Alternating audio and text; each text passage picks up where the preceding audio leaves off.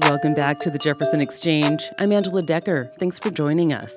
The city of Phoenix, Oregon has long struggled with how to fill the space between the northbound and southbound lanes of Oregon 99 in town, often called the Hole. In this age of food carts, why not provide a one-stop shop for places to eat? That's how the concept for the Phoodery, spelled with a PH, like Phoenix, was born.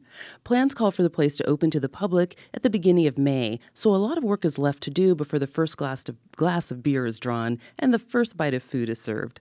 Our Savor host, food stylist Will Smith, speaks with Phoodery co-owner Eric Herron. Hi, this is Will Smith, and you're listening to Savor on Jefferson Public Radio. I've been thinking a lot about what it takes to bring businesses to the opening start date, and I have a guest today who has had more than his fair share of delays on a very exciting new food option for Phoenix. It's called the Phoodery, and the co-owner is with us this afternoon. His name's Eric Herron. Welcome. Thank you. So give us the shtick on this new exciting idea. Well, this concept we started back in 2019, prior to the Alameda fire. And the idea was, first we met with the city of Phoenix and Phoenix Urban Renewal Agency. They had this land downtown, and they wanted to make the best use of it. Right. So they did a survey, and the city came back and determined that they wanted a place to socialize, to get food, and to break bread with each other. Right. And so we came up, my partner Kyle Taylor and I came up with this concept. It's called the Phoodery, and it consists of 5 restaurants, all outdoor seating. Some of the seating's covered, and a central tap house. And we think with this concept, we're going to be able to provide really good food. A lot of the people that are going to be in these kitchens, these food pods, they are food trucks, so they make really good food. Right. They just don't want to run a restaurant. Right. And so we think we're going to bring casual dining with really good food. So it's interesting because it's almost like a city block sized property. So you'll have 5 different business people doing their own kind of thing. Yeah. And then a centralized courtyard eating area. Absolutely, yeah.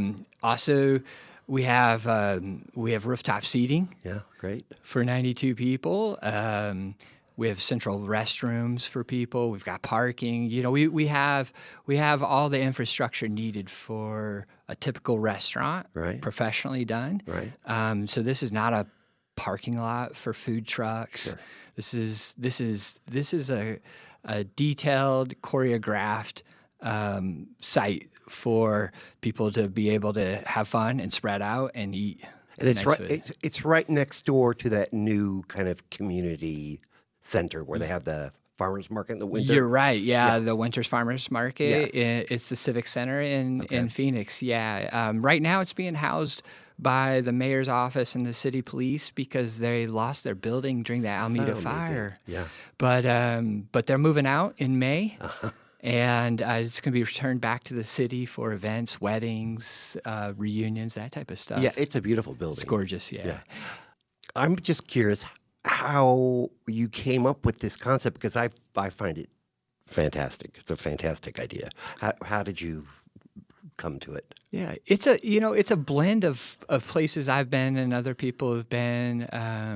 There's places in Bend, Oregon, for example, that are central tap house with food trucks around the outside. We wanted our concept to be brick and mortar. Right. You know, we wanted people to feel good about these structures. These kitchens were built professionally and they're inspected by the health department regularly and that type of stuff. But also, too, we wanted it to be a permanent fixture for Phoenix. Right. We didn't want this to change in 5 years. As a resident of talent, I will say there are not very many places to hang out and enjoy yourself outside and get something to eat. There's just not that many places. Yeah. And I do think it was a great sign to see Clyde's Corner become such a success. hard to see, not like visually out in the storefront the way they are tucked back away. They are turning people away in the evening. Yeah, no, they do a great job. They've created a great atmosphere. Yes. They've proven to this valley that people will weather the weather and the temperatures and dress appropriately. Yeah. And you see that in Bend, and you see that in Portland, that have more difficult weather conditions than we do here. Yes. We're kind of Mediterranean, so we're trying to get people out more and to enjoy the concept. Is there? Eric was nice enough to bring me a little architect's rendition. Is there any place where people can look at that online or anything? There will be shortly. Okay. Yeah, we have a few renderings on our website, phoodery.com, which is spelled with a PH after a phoenix. Right. So we have it out there, and we'll be uploading more photos. But really, I mean, we're building, so I know. that's the real photo. And we built the kitchens already in a warehouse in Medford, so we'll be dropping those in 3 or 4 weeks from now. Are each of these pods, are they sort of identical to as far as the design of them? Yeah, as far as the design, so the design of those pods and the whole project, we have played off of the Phoenix Civic Center that's next door to us, which is kind of modern, contemporary farmhouse, and so we wanted to pay homage to that. So the reaction from Phoenix city government, they must love you. It's pretty positive. I bet. Very positive. And it's been positive from the entire foodie community in this valley. We've gotten quite a few applications to be here. I did first interviews with over 30 restaurants, chefs, food trucks, and so we're in the final days of inking up who those are going to be. I wanted Eric to spill the beans on who the tenants were, but he's not quite ready to do that yet. What I will promise is there's going to be a diversity of foods. So great. We're not going to duplicate. There may be a little overreaching from some restaurants, but by and large, everyone's going to have a few signature items that are to their own. And we're not wanting. We are going to have a blend of ethnicity, different ethnicities of food, and so the really one goal here too is if you're a family of 4 and you're driving between Medford and Ashland, taking kids to soccer or whatever you're doing, busy life, the whole family can eat here. You got a vegetarian in the family, we're going to cater to them. Okay, good. You have somebody that wants a big hamburger. I love that option that everybody can do their own pod and then all get back together and sit together.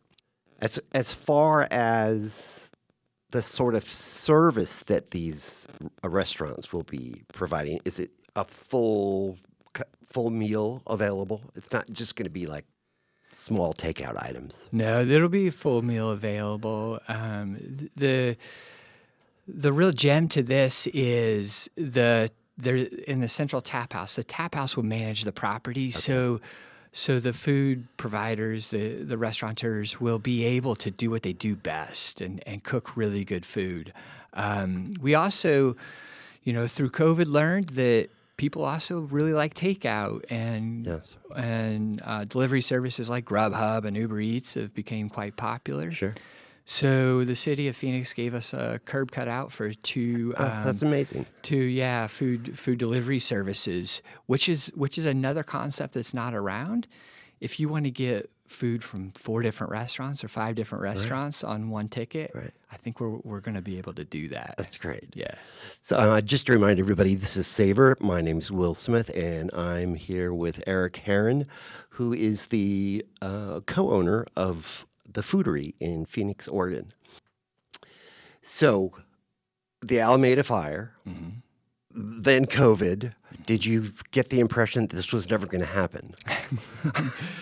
Yes, we've had our moments of doubt. However, just like Phoenix and the residents that live there, we have a drive and we know what we want, and we've listened to Phoenix and they know what they want, and we have pushed through all of those things Yeah, so to get to this amazing. point.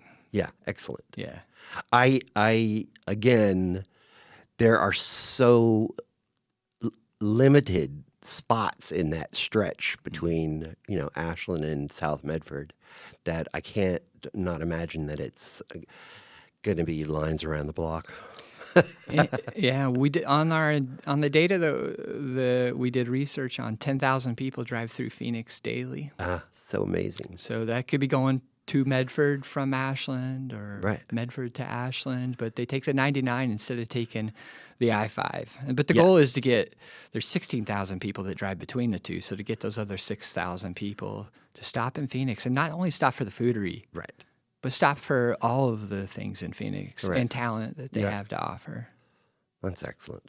So in addition to the pavilion and your 5 dining establishments, you also have two flanking buildings that are also going to be commercial spaces. Correct. Yeah. Yeah. So those would be professional commercial spaces, multi-tenant. Right. And so we've worked out a concept for a commissary kitchen. So far, we haven't had. We've had people interested, but no one wanting to spearhead that. And a commissary kitchen it's a licensed kitchen that you could rent out by the hour, by the day. Right. A lot of catering facilities use it. Well, the thing that I love about that idea is the fact that for someone who's just starting out, it gives them an opportunity to get their business going in a way that's not a huge investment. 100%. Yeah, almost like an incubator. Exactly. And so with the concept of the Phoodery, what we were doing is we were not an incubator. We felt like the food trucks were the incubator, but we could take those food trucks to the next level and give them a stable place and a professional kitchen with walk-in cooler and that type of So not to disclose anything, but are the majority, or what are these people's backgrounds? Have they had restaurants? Are they coming from food truck background, or a variety? So it's a variety.